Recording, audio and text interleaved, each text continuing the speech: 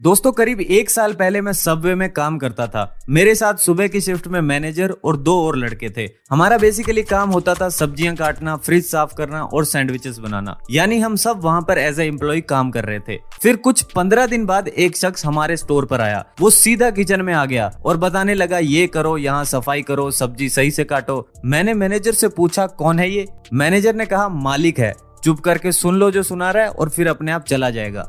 मैं सोचूं मालिक की लाइफ तो बहुत सही है, तो मैंने उससे पूछा कि इस एक आउटलेट को खोलने में कितने पैसे लगे थे आपके? उसने कहा टोटल कुछ 25-30 लाख रुपए लगे होंगे। मैंने कहा पर आपके पास इतनी इन्वेस्टमेंट आई कहां से? उसने कहा मैंने पैसे थोड़ी ना लगाए हैं, पैसे तो मेरे एक दोस्त ने लगाए थे जो कनाडा में रहता है। मैं तो सिर्फ बिजनेस रन करता हूँ, बाकी ये बिजनेस पार्टनरशिप में है। जो भी प्रॉफिट होता है वो हम दोनों में डिवाइड हो जाता है। मैंने कहा ये सही है, एम्प्लॉय काम करे, बिजनेस ओनर काम संभाले और इन्वेस्टर काम में पैसे लगाए। एम्प्लॉय को काम के पैसे मिले, बिजनेसमैन को काम करवाने के पैसे मिले और इन्वेस्टर को बिना काम के पैसे मिले।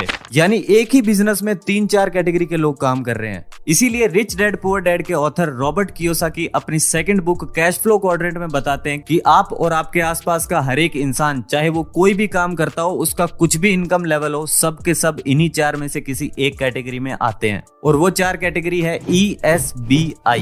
E मतलब एम्प्लॉय, S माने सेल्फ एम्प्लॉयड, B मतलब बिजनेसमैन और I मतलब इन्वेस्टर। तो चलो अब जानते हैं कि इन चारों क्वाड्रेंट में क्या क्या बेनिफिट्स हैं और क्या नुकसान है और कैसी मेंटेलिटी होती है लोगों की अलग अलग क्वाड्रेंट्स में। इसके अलावा वीडियो के लास्ट तक आप ये भी समझ जाओगे कि आपके लिए फाइनेंशियल फ्रीडम का रास्ता कौन से क्वाड्रेंट से खुलेगा। रेडी हो? चलो फिर। फर्स्ट क्वाड्रेंट है E यानी एम्प्लॉय। आपने ये शब्द जरूर सुने होंगे कि बेटा सिक्योर जॉब कर लो, सेटल हो जाओ। तो क्या शो करते हैं ये वर्ड्स? फियर। अगर कोई इंसान डर रहा है और सिक्योरिटी की तरफ भाग रहा है तो इससे आप ये पता लगा सकते हैं कि वो ई क्वाड्रेंट से बिलोंग करता है। मनी और जॉब्स के मामले में ये लोग अनसर्टेनिटी से नफरत करते हैं। इन्हें एक प्रॉमिस चाहिए होता है कि कोई रिटर्न में ये कह दे कि आपकी जॉब सिक्योर है, बस इतना काफी है। इसीलिए ये लोग अपने फियर ऑफ अनसर्टेनिटी को कम करने के लिए कुछ डिग्रीज एक्वायर करते हैं, जिसके बेस पर बाद में जॉब तलाश करते हैं। एक और बात, जब ये कहते हैं कि I am not interested in money, तो शायद ये सही कह रहे हैं, क्योंकि इनके लिए पैसों से ज्यादा सिक्योरिटी मैटर करती है। सेकंड क्वाड्रेंट है S यानी सेल्फ एम्प्लॉयड। ये वो लोग हैं जो खुद के बॉस होते हैं। ये अपनी मर्जी का काम करते हैं। ये अपनी इनकम के लिए किसी और पर डिपेंडेंट नहीं रहना चाहते। इस क्वाड्रेंट में आप उन लोगों को देखोगे जो वेल एजुकेटेड प्रोफेशनल्स होते हैं, like doctors, lawyers, dentist etcetera. और साथ ही उन लोगों को भी देखोगे जो एजुकेशन की फिक्र तक नहीं करते, like shopkeepers, cleaners, travel agents, car mechanics, plumbers, carpenters, electricians आदि। ये लोग हार्डकोर परफेक्शनिस्ट होते हैं, यानी इन्हें अपना काम अच्छे से करना आता है। वो कहावत नहीं सुनी आपने, जिसका काम उसी को साजे, दूजा करे तो ढोल बाजे। ये कहावत इन्हीं के लिए है। इनके लिए भी मनी सबसे इंपॉर्टेंट चीज नहीं है। ये चाहते हैं कि फ्रीडम के साथ काम कर पाएं और लोग रिस्पेक्ट करें इनके एक्सपर्टीज की। इसीलिए जब इनसे कोई काम करवाना हो तो सिर्फ ये बता दो कि काम क्या है। एक्स्ट्रा ज्ञान देने की गलती मत करना, क्योंकि ये लोग नाराज बहुत जल्दी हो जाते हैं और फिर आपको किसी और को बुलाना पड़ेगा। थर्ड क्वाड्रेंट है B यानी बिजनेस ओनर। ये लोग सेल्फ एम्प्लॉयड लोगों से बिल्कुल ऑपोजिट होते हैं। जहां S लोग सारा काम खुद करते हैं, B कैटेगरी वाले काम डेलीगेट कर देते हैं, क्योंकि इनका मानना है कि जो काम दूसरों से करवा सकते हैं उसे खुद क्यों करना। B और S में बड़ा डिफरेंस ये है कि B ग्रुप वाला बंदा अगर अपना बिजनेस छोड़कर 1 महीने के लिए वेकेशन पर चला जाए तो भी उसका बिजनेस पीछे से प्रॉफिटेबली चलता ही रहेगा। वहीं अगर S वाला बंदा 1 महीने के लिए वेकेशन पर चला जाए तो जब तक वो वापस लौटेगा तब तक शायद बिजनेस ही ना बचे। चलो इसे एग्जाम्पल से समझते हैं। रॉबर्ट एक दिन ऐसे ही एक फाइनेंशियल क्लास में कुछ लोगों से बात कर रहे थे, तो उन्होंने क्लास में पूछा कि तुम में से कौन कौन है जो ये दावा करता है कि वो मैकडॉनल्ड से अच्छा बर्गर बना सकते हैं। ऑब्वियसली वो फूड बिजनेस में थे, तो उनमें से ज्यादातर लोगों ने हाथ उठा दिया और कहा कि हाँ, हम मैकडॉनल्ड से अच्छा बर्गर बना सकते हैं। इसके बाद अगला क्वेश्चन ऑथर ने पूछा कि क्या तुम मैकडॉनल्ड से बेटर बिजनेस सिस्टम बना सकते हो। ये क्वेश्चन सुनते ही ज्यादातर लोगों को तुरंत डिफरेंस समझ आ गया। ऑथर कहते हैं जो लोग भी क्वाड्रेंट की लेफ्ट साइड पर हैं, यानी E और S, इनका फोकस बर्गर पर होगा। वहीं जो लोग क्वाड्रेंट की राइट साइड पर हैं, यानी B और I, इनका फोकस बिजनेस सिस्टम पर होगा। कहने का मतलब ऐसे करोड़ों लोग मिल जाएंगे जो मैकडॉनल्ड से अच्छा बर्गर बना सकते हैं, पर सिर्फ मैकडॉनल्ड के पास ही ऐसा सिस्टम है जो करोड़ों लोगों को बर्गर सर्व कर सकता है। फोर्थ क्वाड्रेंट है आई, मतलब इन्वेस्टर। ये लोग पैसे से पैसा बनाते हैं। आई क्वाड्रेंट अमीर लोगों का प्लेग्राउंड है। लोग चाहे किसी भी क्वाड्रेंट में पैसे कमाए, अगर उनको अमीर बनना है तो एक ही रास्ता है, आई क्वाड्रेंट, क्योंकि यही वो जगह है जहां पैसा वेल्थ में कन्वर्ट हो जाता है। क्वाड्रेंट की राइट साइड यानी बी और आई लोग अमीर बनते हैं दो चीजों की वजह से, ओपीटी एंड ओपीएम, यानी other people's time and other people's money. और जिन अदर पीपल का टाइम और मनी ये यूज करते हैं वो यही ई और एस क्वाड्रेंट के लोग होते हैं। अब सवाल ये उठता है कि क्या ई और एस क्वाड्रेंट के लोग खुद अमीर नहीं बन सकते? बन सकते हैं, पर चांसेस बहुत कम है, क्योंकि उनका फाइनेंस को देखने का नजरिया अलग होता है। रॉबर्ट बताते हैं कि जब वो छोटे थे तो उनके जो रियल डैड थे वो बहुत हार्डवर्क करते थे। फिर कुछ सालों बाद उनकी जॉब में प्रमोशन हुई और वो पहले से और ज्यादा बिजी हो गए। वो सुबह जल्दी घर से निकल जाते और जब तक वापस लौटते तब तक हम सब सो चुके होते थे। तो कुछ ऐसा होता है जब आप ई और एस क्वाड्रेंट में सक्सेसफुल होते हैं। पैसा थोड़ा बहुत बढ़ता है पर टाइम और कम हो जाता है। वहीं अगर आप बी और आई साइड में सक्सेसफुल होते हो तो पैसे के साथ साथ फ्री टाइम भी बढ़ जाता है। बट ये इतना इजी नहीं होता। यहाँ आपको मनी की पर्टिकुलर नॉलेज चाहिए होती है, जिसे ऑथर फाइनेंशियल इंटेलिजेंस कहते हैं। और बिना इस इंटेलिजेंस के आप राइट साइड में सरवाइव नहीं कर सकते।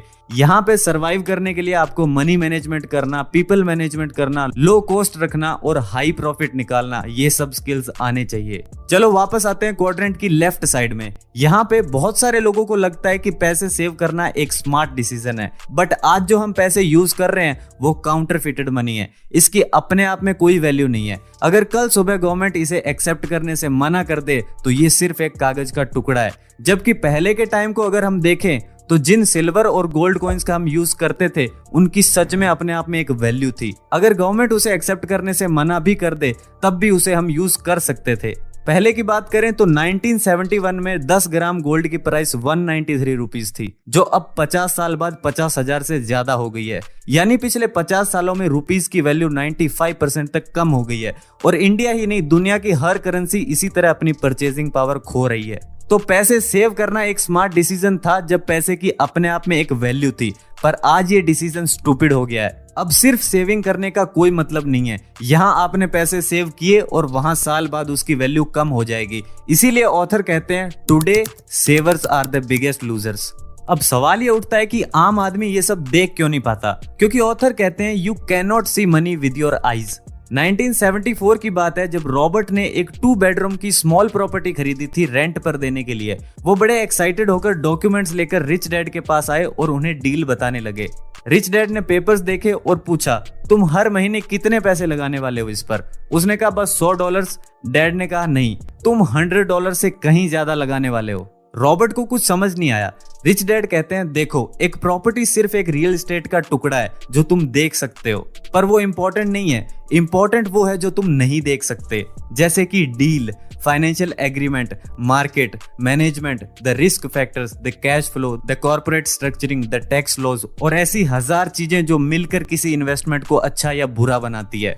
वो ये भी बताते हैं कि बहुत सारे लोग प्रॉपर्टी खरीदने का डिसीजन या तो किसी को देख के या फिर ब्रोकर की सुन के लेते हैं, और इसी को इमोशनल बाइंग कहते हैं, जिसकी वजह से 10 में से 9 इन्वेस्टर कभी पैसा नहीं बना पाते।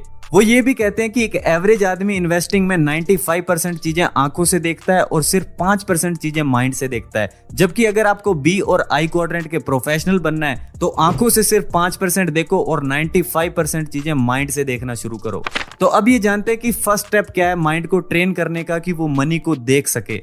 आंसर है वर्ड्स और नंबर्स को अंडरस्टैंड करना। देखो, हर क्वाड्रेंट की अपनी अलग लैंग्वेज होती है। जैसे अगर कोई डॉक्टर कहे कि आपका सिस्टोलिक 120 है और डायस्टोलिक 80 है, तो क्या समझोगे आप, ये स्कोर अच्छा है या बुरा? या फिर कोई इन्वेस्टर एक एम्प्लॉय से कहे कि मेरे अपार्टमेंट का कैप रेट 12 है, तो क्या वो कुछ समझेगा?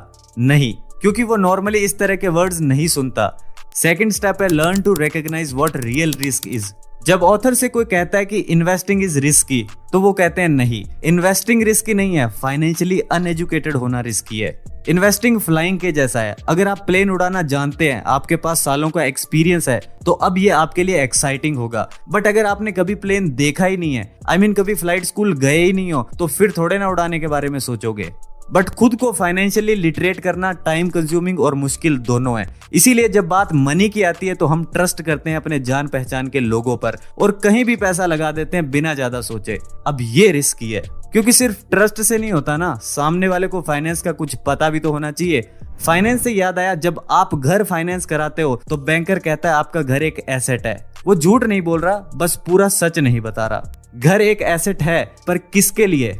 अगर आप फाइनेंशियल स्टेटमेंट देखोगे तो पता चलेगा कि घर बैंक के लिए एसेट है, आपके लिए नहीं। वो बैंक की जेब में पैसा डालता है। जो थोड़ा भी फाइनेंस को समझता है उसे ये तुरंत पता चलेगा कि होम लोन एसेट नहीं, लायबिलिटी होती है। इसके बाद बहुत लोग सोचेंगे कि अगर मैं अपना पूरा होम लोन चुका दूं तो क्या मेरा घर एसेट बन जाएगा? और आंसर है नहीं, क्योंकि इवन अगर आप पूरा लोन क्लियर कर देते हो तब भी कुछ टैक्सेस और रिपेयर्स का खर्चा आता रहेगा। एक बी और आई क्वाड्रेंट का इंसान सिर्फ उसी चीज को एसेट मानता है जिससे कोई कैश फ्लो या इनकम जनरेट होती हो। अब लोन की बात हो रही है तो इंटरेस्ट रेट को समझना बहुत जरूरी है। जब कोई बैंकर कहता है कि आपका इंटरेस्ट रेट 8% है तो क्या वो सच बोल रहा है? वेल, अगर आपको नंबर्स रीड करने आते हैं तो पता चलेगा कि वो झूठ बोल रहा है। इसे ऐसे समझते हैं, मानो आपने 1 लाख रुपए का घर लोन पे लिया। अब इससे पहले कि तुम में से कुछ समझदार लोग कमेंट सेक्शन में आके मुझे बताए कि 1 लाख में घर नहीं आता, कौन से जमाने में जी रहा है, मैं तुम्हें ये बता दूं कि ये सिर्फ एग्जाम्पल के लिए है ताकि आप इजिली समझ सको। अब 1 लाख के घर की आपने 20,000 डाउन पेमेंट की और बचे हुए 80,000 का 8% इंटरेस्ट पे 30 साल का लोन करवा लिया। तो पता है 30 साल तक जो टोटल अमाउंट आप पे कर चुके होंगे वो कितनी होगी? 2,11,323 रुपए। ये वो अमाउंट है जो आप पे करोगे 80,000 रुपए के बदले में। अब ये 1,31,000 रुपए जो आप एक्स्ट्रा पे कर रहे हो, ये 8% से तो ज्यादा ही है। सिर्फ ज्यादा नहीं, 160% ज्यादा है। कहा था ना, वो झूठ नहीं बोल रहे, बस पूरा सच नहीं बता रहे। और अगर आपको नंबर्स रीड करने नहीं आते तो सच को कभी जान भी नहीं पाओगे। तो चलो, ये तो थी इंटरेस्ट की बात। अब जरा सेविंग्स पर आते हैं। आपने कभी सोचा कि बैंक्स आपकी सेविंग्स और डिपॉजिट्स को क्यों एक्सेप्ट करता है? आप कहोगे क्योंकि बैंक्स को उन पैसों पर इंटरेस्ट मिलता है और उसी में से कुछ % हमें भी मिलता है। हाँ ठीक है, बट ये मेन रीजन नहीं है। असल में बैंक को आपकी सेविंग्स की कोई जरूरत है ही नहीं, क्योंकि जब आप बैंक को 10 रुपए देते हो तो वो उसे तुरंत 100 रुपए बना सकता है। कैसे? ऐसे, आपने बैंक को 10 रुपए दिए, आपके अकाउंट में 10 रुपए शो होंगे। फिर बैंक उस 10 रुपए में से 9 रुपए का किसी और को लोन दे देगा। अब उसके अकाउंट में भी 9 रुपए शो होगा, यानी आपके 10 रुपए अब 19 रुपए बन चुके हैं। यहाँ होता है बैंक को बहुत बड़ा फायदा। अगर आपको ये लगता है कि बैंक आपके पूरे पैसे अपने पास रखता है तो आप गलत हो, क्योंकि बैंक्स आपके डिपॉजिट करवाते ही उसका 90% हिस्सा किसी और को दे देते हैं। इसीलिए आप देखोगे कि जब भी क्राइसिस होते हैं या पेंडेमिक आता है तो बैंक्स के बाहर लंबी लंबी लाइंस लग जाती है। वो इसलिए क्योंकि बैंक्स के पास इतना कैश होता ही नहीं है कि वो सबको उनके पैसे एक साथ वापस कर सके। तो सवाल अब भी वही है कि बैंक्स आपकी सेविंग्स एक्सेप्ट क्यों करता है? और जवाब है आपके साथ ट्रस्ट बिल्ड करने के लिए। जब आपका बैंक के साथ ट्रस्ट बनता है तो आप लोन भी तो उन्हीं से लोगे ना, और वो यही तो चाहते हैं। कभी भी ये मत सोचना कि आप लोन लेते हो, असल में बैंक्स के द्वारा आपको लोन बेचा जाता है। ये एक अलग टॉपिक हो सकता है, बट अभी तक जिन चीजों की हमने बात की उनसे ये पता चलता है कि मनी एक आइडिया है जिसे माइंड से देखा जाता है, आई से नहीं। और इस चीज को समझ के ही आप फाइनेंशियल फ्रीडम तक पहुंच सकते हैं। पूरे क्वाड्रेंट को अगर रिच डैड की भाषा में बताऊं तो ई एक सिस्टम के लिए काम करता है, एस अपने आप में एक सिस्टम है, बी सिस्टम को क्रिएट ऑन और कंट्रोल करता है, आई सिस्टम में मनी इन्वेस्ट करता है।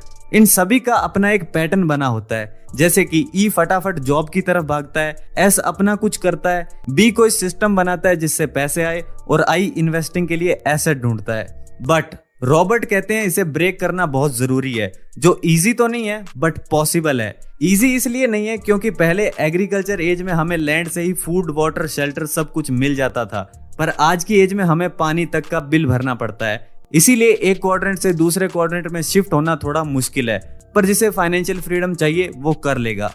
तो दोस्तों, ये थी कुछ बातें जो मैंने आपको कैश फ्लो क्वाड्रेंट से बताई है। और आज की इस वीडियो में बस इतना ही। वीडियो पसंद आई हो तो लाइक कर दो, शेयर कर दो अपने दोस्तों के साथ। मैं मिलता हूं आपसे नेक्स्ट वीडियो में। धन्यवाद फॉर वॉचिंग।